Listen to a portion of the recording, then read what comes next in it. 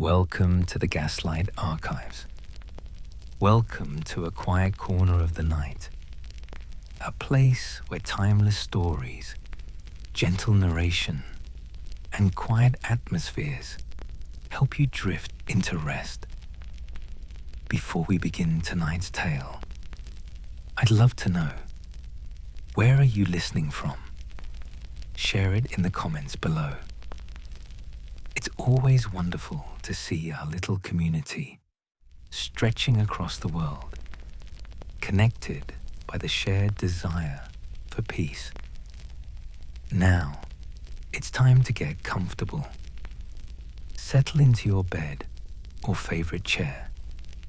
Close your eyes, take a slow, deep breath, and let the day melt away. Allow my voice to carry you softly into sleep, to a place where imagination flows and dreams begin. Arthur Vance worked by the glow of a wavering lamp, its small amber flame fighting the chill that crept through every seam of his small study. The room was narrow and spare, tucked under the eaves of an old boarding house near the Thames. But it held the few things Arthur relied upon: his slanted drafting table, his neat stack of parchment, and the quiet routine that kept him steady. The winter wind pushed at the window pane, as if testing his resolve. Each gust made the flame boil and surge, sending shadows across the peeling wallpaper like dark tides rising and falling. Arthur drew the lamp closer and bent once more to the intricate map spread before him. The ink glinted wet and black where it caught the light. A delicate coastline he guided with unwavering care. He had begun this work before dawn, and now the night pressed hard against the pane, thick and unmoving. Down in the courtyard, he could just make out the faint shape of the stone trough, its water iced over since morning, and the iron railing beside it. A single footstep on the cobbles echoed now and again, the sound thin as glass. London at midnight was rarely so quiet, but the frost had a way of settling the city into silence. Arthur shifted his shoulders to ease the ache in his back. Long hours at the drafting table left him stiff, yet he refused to rush. Every line of this restoration had to be finished by morning, or the master cartographer at the guild would deduct a portion from his already slight commission. The master spoke elegantly to his wealthy patrons about the romance of exploration, but dealt sharply with the freelance illustrators who toiled in garrets. Arthur had seen many draftsmen slip away after only a few weeks, discouraged by the hours, the demands, the impossible precision required to chart worlds they would never visit. Arthur stayed because he had learned to be exact, to coax geography from blank paper and ink, and because the work, though poorly paid, was still work he understood. The map under his hand belonged to the last set. It was a chart of the Spice Islands, the paper brittle as a dried leaf, the kind of piece made for explorers who sailed warm seas and never wondered whether their navigator's candle would last the night. Arthur breathed on his fingers to warm them, then smoothed the parchment flat. His lines were even, almost indistinguishable from the original print. He took quiet pride in that, though he would never say it aloud. Pride was a luxury in short supply in this part of the city. His mind wandered, as it often did when the night grew deep. He thought of the elderly clockmaker who lived on the floor below, surrounded by the rhythmic ticking of 100 pendulums. He thought, too, of the lamplighter across the street who rose at impossible hours, his long pole tapping against the glass long before the sun. Lives stacked on lives, all of them working, all of them hoping to keep their footing through the winter. Arthur placed the finished map beside the others. He had wrapped each in protective oilskin earlier, tying them with twine saved from a previous delivery. His hand trembled slightly as he reached for the ink stopper. Fatigue or cold, he could not tell. He drew his heavy wool cardigan closer about his shoulders and held his hands near the lamp glass for warmth. From the street below came the distant clatter of a carriage wheel catching a loose stone. A horse snorted, blowing steam into the air. Then the sound faded. The city resumed its stillness. Arthur felt suddenly aware of how alone he was at this hour, perched high above the streets like a watcher no one thought to look for. The sensation passed quickly. There was work yet to do, and work was the surest guard against unwanted thoughts. He dipped his pen again, steadying the fine nib in the lamp's glow. His fingers knew the path by heart. Dip the ink, wipe the excess, guide the nib through latitude and longitude. The rhythm soothed him even when his eyes stung from fatigue. He had learned this craft as a child, sitting beside his father near a window that looked out onto a busy harbour. Those days were long gone, but the lessons had endured. He paused to sip from a chipped mug of tea that had grown cold hours ago. The taste was dull, but the motion gave him a moment's rest. He glanced at the tiny scrap of paper pinned near the lamp. Delivery by morning. These simple words governed his night as firmly as any law. A sigh escaped him, soft as the scratch of the pen he worked with. If he finished before dawn, he might allow himself an hour of sleep. If not, he would deliver the maps as he was, weary eyes and all. Either way, he would keep his promise. In a city where promises were too easily broken, Arthur made his count. Arthur tipped the contents of his coin jar onto the table, letting the copper and silver fall where they would. They struck the wood with a thin metallic chatter that quickly died into stillness. A shilling, a few pence, a worn halfpenny that had passed through too many hands to bear a clear face. He arranged them into a neat row, as though order alone might increase their sum. He counted them in silence once, twice, a third time, though every count ended in the same disappointment. The total fell short of the week's rent, and not by a trivial margin.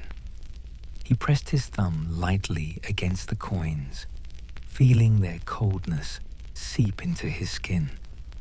That morning, the landlord had paused at Arthur's door with a pointed reminder. Lodgers come swiftly in winter, he had said, and he preferred tenants who kept their accounts in good time. It was not said unkindly, but the meaning was clear.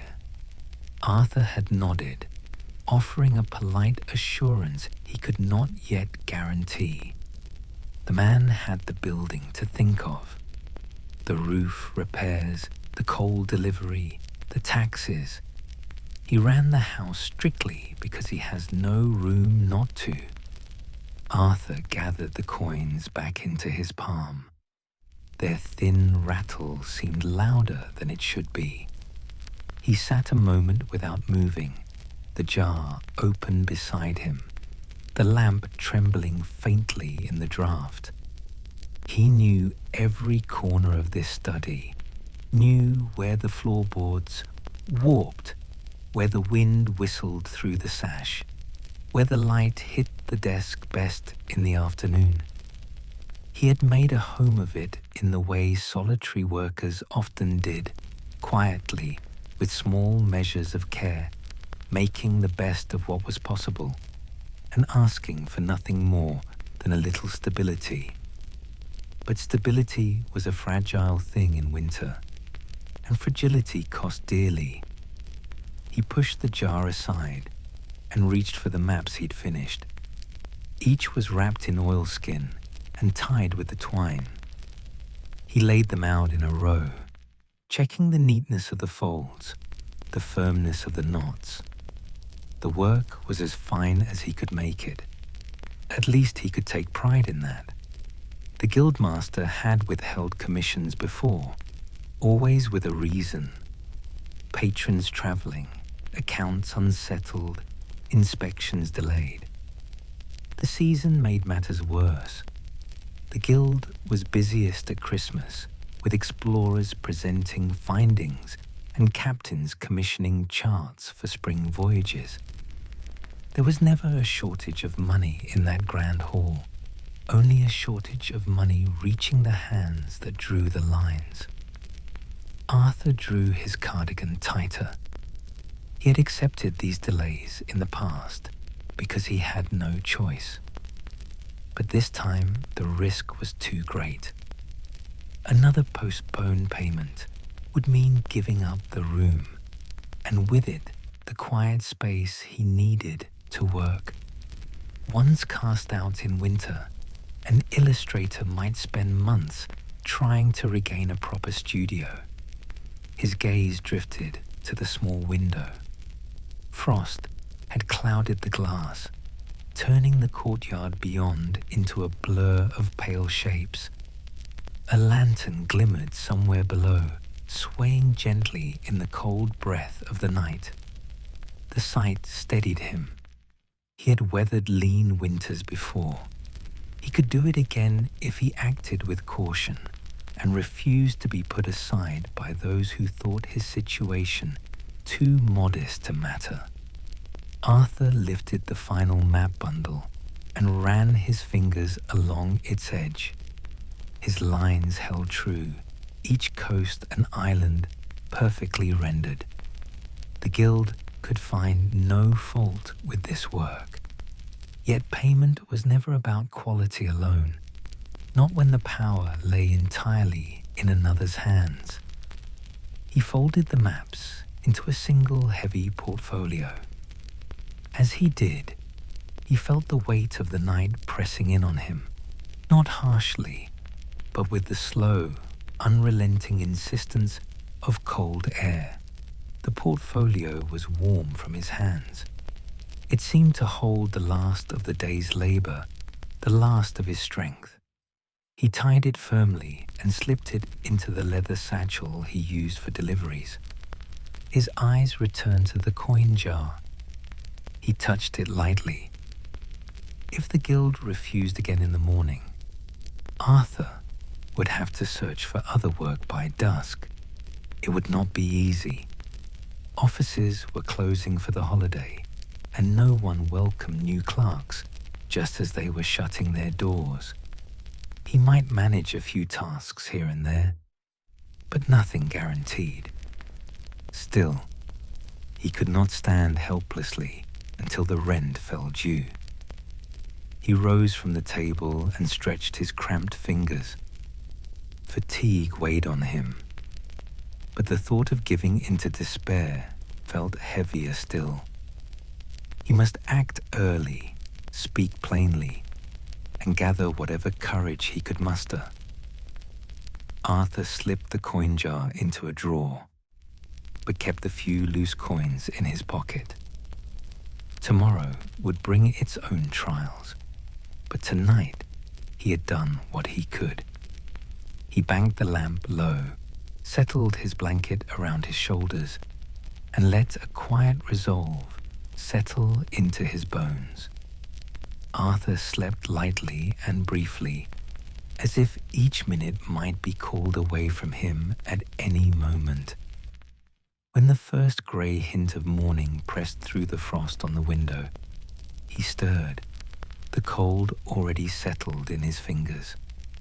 For a short while he lay still, listening to the muffled sounds of the house, a cough below, a door latch, the faint tread of someone crossing the corridor with a bucket life descending, step by step, towards the day. He sat up and wrapped his coat tighter before rising.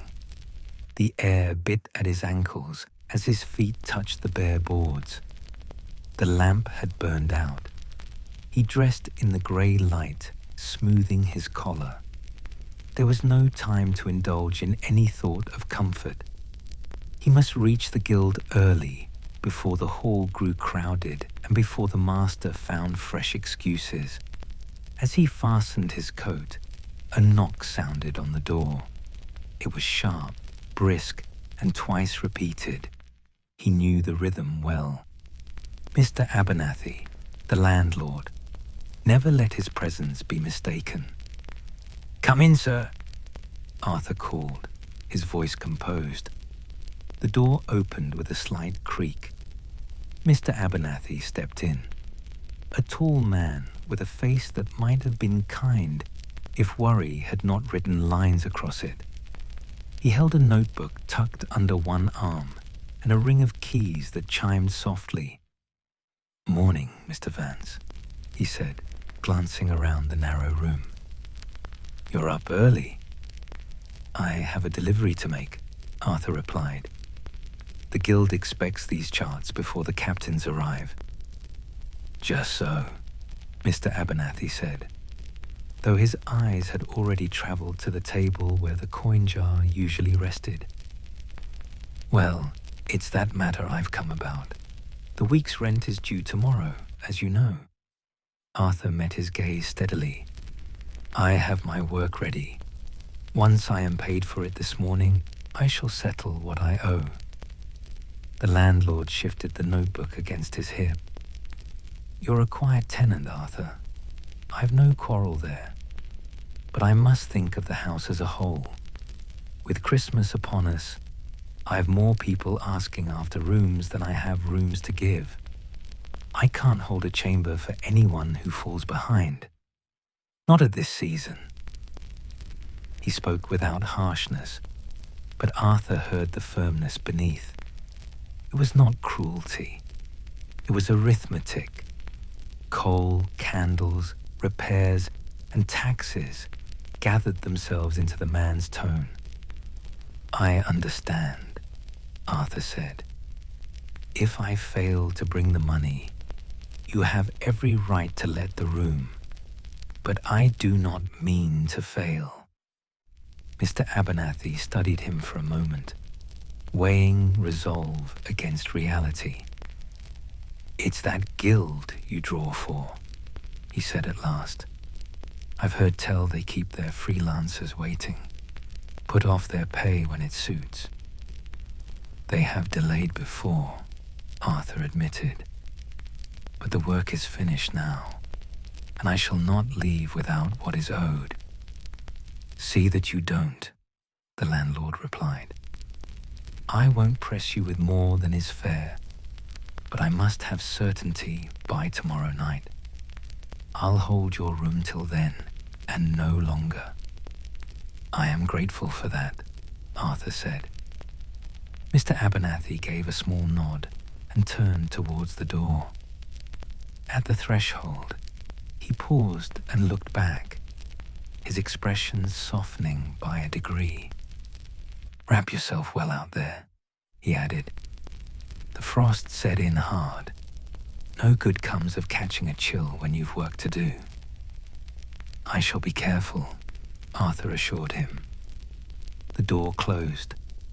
The faint echo of the landlord's steps receded along the corridor. For a brief instant, Arthur felt the walls of the study draw close about him. One day to find his wages, one day to hold his place in this house. He moved to the table and checked the portfolio once more, though there was no need. He tucked the bundle into his satchel. The leather felt cold to the touch. It would soon carry either relief or confirmation of his fear. Arthur pulled on his gloves and his hat. He took a final glance around the room. The drafting table, the chair, the empty lamp. None of it was grand, yet all of it had been built from long, careful effort.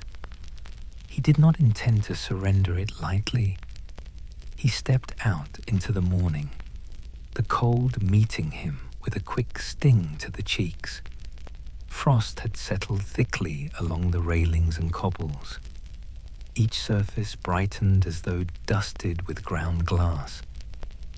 The street lay still, save for a coalman trudging past, his sack heavy on his back, and a baker's boy wheeling his barrow with a look that suggested he'd been awake since long before dawn. Arthur turned towards the river districts. His satchel felt heavier than it ought, not because of the paper, but because of what it must secure. Each step he took was measured, deliberate. He kept to the narrow pavements where the ice was thinner, watching his footing. London, even in its quietest hours, rarely let a person pass unseen. From doorways and windows, people observed those who move before sunrise. Arthur knew what assumptions followed a solitary figure in the morning frost. He had grown used to them. As he approached the broader road leading to the Guildhall, the city began to stir. A milk cart rolled slowly past, the horses' hooves clicking sharply on the ground. Bundles of holly hung from stalls not yet opened. A lamplighter extinguished the last of the street lamps, his long pole tapping gently at the glass as each flame surrendered to the pale rise of day. Arthur passed a coffee house where warm air drifted from a slightly open door. The scent of roasted beans tempted him to pause, but he dared not. Every minute mattered. He walked on, turning down the lane that led to the financial district. Even in winter, the area had a certain energy about it, a hum beneath the surface. Clerks hurried with ledgers. Messengers darted between carriages. In the midst of this bustle, Arthur felt both present and apart. He was passing through, as so many working people did, towards someone else's wealth. Even so, there was a comfort in knowing the rhythm of these streets. He had walked them often enough to trust them. A young street sweeper, shivering despite his coat, hurried past. Arthur pressed a small coin into his hand, one of his last, and received a fleeting, surprised smile in return. The act was irrational, unwise, but it eased something in his chest. At the far end of the square, the road broadened and led towards the imposing stone facade of the Cartographer's Guild. The contrast was sharp. Street bustle gave way to polished marble and heavy oak doors. These were the streets where captains and merchants walked freely, discussing trade routes and empires. Arthur slowed his pace, gathering his composure. He glanced briefly at his reflection in a shop window. His face was pale from the cold. He straightened his hat, smoothed his coat, and adjusted his satchel. He knew that entering such a hall required a measure of dignity. The guild sign, brass lettering on stone, hung above the entrance. Inside, huge globes stood on pedestals, and maps of the known world covered the walls. Arthur paused at the threshold. He rehearsed the words he might need. Calm, level, He could not afford to be dismissed. Not today.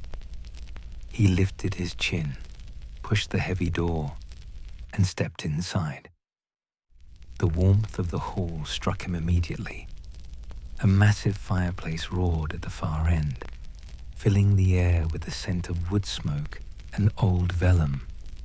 The quiet was different here, thick, curated, the kind of quiet purchased with authority. Behind the high desk stood Mr. Thaddeus, the guild's senior clerk, a man who carried himself with the sharp briskness of a gatekeeper. He glanced up from his ledger at Arthur's arrival. "Morning," Mr. Thaddeus said. "Delivery?" Arthur set his satchel gently upon the counter. "The charts of the Spice Islands, finished late last night." Mr. Thaddeus untied the twine with practiced fingers and inspected the top map. He held it to the light, checking the coastline. "Fine work as usual," he said. "The master will be pleased." Arthur waited. The praise was not the point. Mr. Thaddeus replaced the map and retied the bundle. "You're early. The master has not yet arrived." "I hope to see him this morning," Arthur replied. "My commission fee is due. I was told it would be ready on delivery." At this, Mr. Thaddeus's expression tightened almost imperceptibly. He closed the ledger. "Ah, yes. About that. I fear the master left rather suddenly yesterday afternoon. He was called to a conference in Greenwich and stayed the night. He will not be in today." Arthur felt the weight of that sentence settle on him like fresh snow. Not heavy at first, but cold enough to numb. "But the fee," Arthur said. "I cannot release it," Mr. Thaddeus said quickly. "The master signs all checks himself, always has." A silence followed, brittle as the frost outside. Arthur kept his voice even.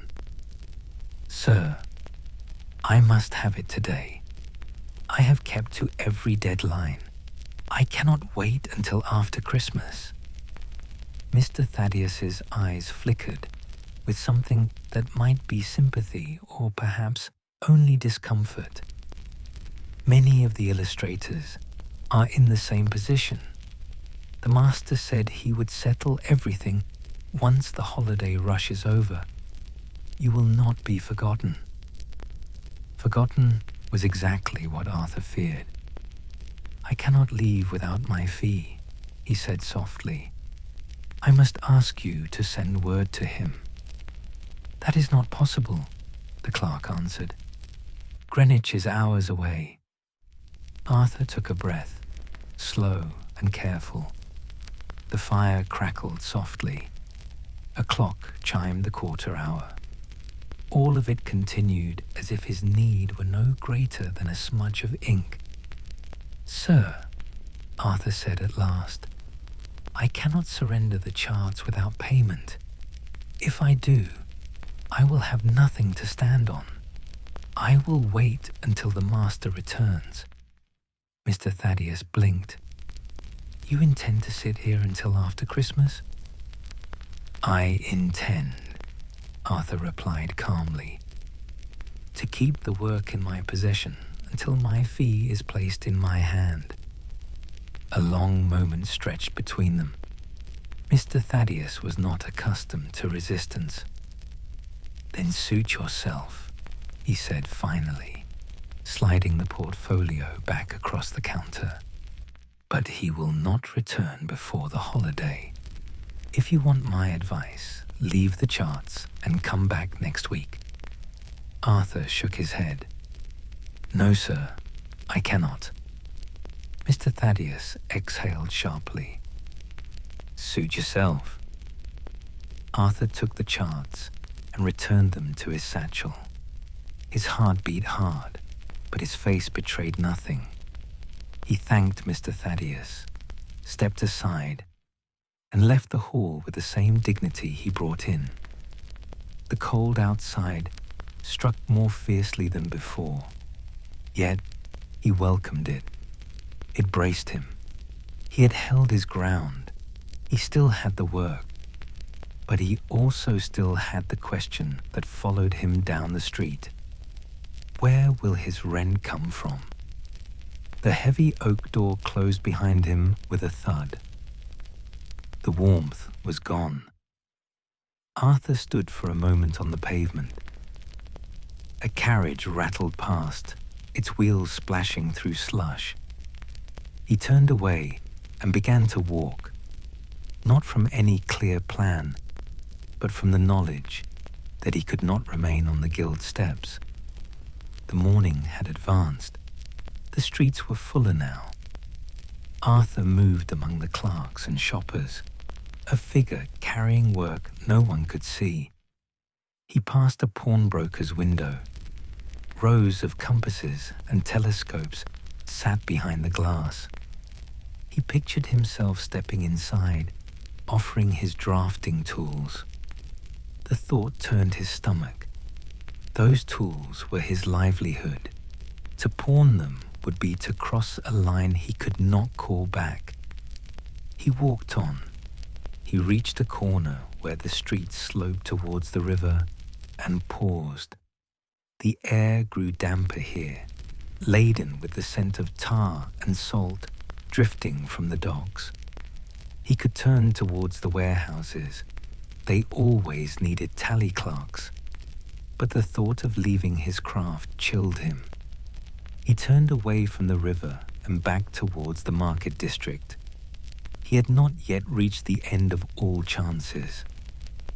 Leadenhall Market lay ahead, its ornate roof sheltering a bustle of activity. Traders called out prices.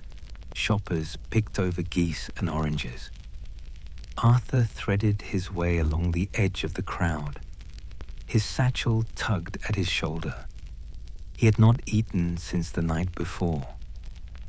At the far side of the market stood a row of specialized shops. A chandler, a bookbinder, a stationer, and an instrument maker with a sign shaped like a sextant. Arthur's gaze lingered on them. Any one of them might, in some generous world, have work. A delivery cart came rumbling past. A boy running behind it, carrying a stack of wooden boxes, slipped on the ice. He pitched forward. The boxes flew from his grasp, scattering across the pavement. One slid almost under the wheels of a passing wagon. Arthur did not hesitate. He set down his satchel and knelt beside the boy, snatching a box out of reach of a muddy boot. Another he plucked from a puddle, wiping the damp away with his handkerchief. "Hold the crate steady," Arthur said quietly. "Here, like this." The boy, breathing hard, did as he was told. Arthur helped him restack the boxes. "Thank you," the boy said, eyes wide. "If I'd broken those, the captain would have had my hide. They're fragile, glass lenses for the shop." "Best not lose them then," Arthur replied, offering a faint smile. "I run errands for the instrument maker yonder," the boy added, jerking his head towards the shop with the sextant sign. "Old Mr. Galloway. He's got salt water in his veins, they say." Arthur looked at the shop. The windows were cluttered with brass telescopes and barometers. "Does he ever need charts drawn?" Arthur asked. "Or repairs to navigation logs?" The boy tilted his head. "He curses the logs often enough. Says the captains bring them in water-stained and torn, and he can't read the instrument calibrations recorded in them. He grumbles about it something fierce." Arthur looked down at his ink-stained gloves. "Would he see me?" do you think? If I knocked? The boy nodded. He'll see anyone who offers help if it makes sense to him. Tell him Jack sent you. Jack, Arthur repeated. Very well. He rose, brushing frost from his coat. The boy darted off. Arthur remained where he was for a moment. The instrument shop was not somewhere a guild illustrator usually went, but the day was passing. He drew a slow breath, stepped up to the threshold, and knocked. The door opened on a gust of varnish-scented air. An older man stood there, white-bearded, wearing a leather apron. He held a polishing cloth. We're not open for browsing, he said gruffly. I am not a customer, sir, Arthur replied. Jack sent me. He said you sometimes have trouble with damaged logs. The man raised an eyebrow. Did he? And what of it? I am a cartographer and restorer, Arthur said. I thought I might be of use. He studied Arthur, then stepped back. Come in. No use letting the heat out. Arthur crossed the threshold. The shop was warm, smelling of brass, cedar, and oil. Shelves were stacked with compasses, astrolabes, and stacks of leather-bound journals. Name's Galloway, he said. Instrument maker. Jack says I have trouble with logs. The lad talks too much, but he's not wrong. He moved to a counter and pulled out a stack of battered, water-damaged journals. Captains bring these in for me to calibrate their instruments based on past readings. But look at them. Ink run, pages stuck together. I'm an engineer, not a librarian. Arthur reached out and touched one of the logs. The paper was swollen with damp. If you will allow, sir, Arthur said, I could restore these, separate the pages, fix the ink where it has bled, rebind the spines. It would make the data readable again. He watched Arthur closely. And what would you charge? A fair price for a fair hour, Arthur answered. Enough to keep me in my room. No more. He respected the directness. Sit there, he said, pointing to a workbench. Show me what you can do with that one page. I have no patience for promises. Arthur sat, opened his satchel, and took out his tools, his fine scalpel, his blotting paper, his specialized ink. He worked quietly, separating the damp fibers of the paper, clarifying the smudged numbers. The room grew quiet, save for the ticking of a dozen chronometers. Within a short while, Arthur held the restored page out to him. If you please, sir. He took it, adjusted his spectacles, and peered at it. The numbers were sharp. The paper was smooth. Well, he said slowly, I've seen worse work from the Admiralty Archives. How many of these could you do by tomorrow? As many as you have, Arthur replied. But I need payment for the first batch in advance. My rent is due. He grunted. Here. He took a heavy purse from a drawer and counted out coins. This is for the first 5. Bring them back sound, and there's more work. The coins gleamed honest and solid. Relief washed over Arthur. Thank you, Mr. Galloway. Don't thank me yet. Do the work well. Arthur left the shop with a new stack of journals in his satchel. The air outside felt no warmer, yet he felt less exposed to it. He stopped to buy a hot meat pie from a stall, savoring the warmth. He walked home, rehearsing what he would say to Mr. Abernathy. He had the money. He had the certainty he asked for. Back in his study, Arthur ate his meal, then lit the lamp. He set the guild maps aside. They could wait. He opened the first sea captain's log. He worked through the night, the silence of the city wrapping around him like a cloak. He was still poor, still working in a garret, but the knot of dread was gone. He had found a new path. Morning came. It was Christmas. Arthur walked to Mr. Galloway's shop. The streets were quiet, dusted with new snow. The old man accepted the work, nodded his approval, and gave him another stack. "Come back tomorrow," he said, "after Christmas dinner." Arthur walked home, the coins in his pocket, the work in his bag. He passed the guild hall, silent and closed. He inclined his head to it, a gesture of recognition, not longing. He had claimed his own day. As the city of London celebrated, Arthur Vance sat in his warm room, the lamp glowing, the tools of his trade arranged before him. He took a slow breath. He was safe. He was steady. And as the snow began to fall again outside his window, covering the world in white silence, Arthur allowed himself, finally, to rest. Good night from the Gaslight Archives.